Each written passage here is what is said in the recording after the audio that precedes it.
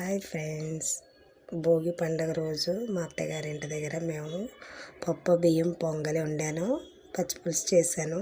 దాంట్లో నెయ్యి వేసుకొని బెల్లం వేసుకొని తింటే సూపర్గా ఉంది. ఉన్న దాంట్లో తృప్తి చెందే మనస్తత్వం నాది. లేదని ఆడవను అస్సలు. నేను ఎంత ఉంటే అంతలోనే నేను హుందాగా ఉంటాను.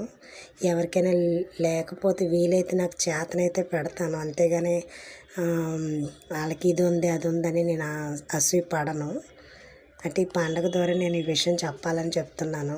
అలా ఉండాలి ఫ్రెండ్స్. ఎవరైనా కొంతమంది ఏడుస్తూ ఉంటారు, అలాగా వాళ్ళకి అవి ఉన్నాయి, ఉన్నవాళ్ళు బాగున్నారు. ఎందుకలా వాళ్ళు ఏడ్చే కొంది ఇంకా లేనివాళ్ళుగానే బతుకుతారు వాళ్ళు.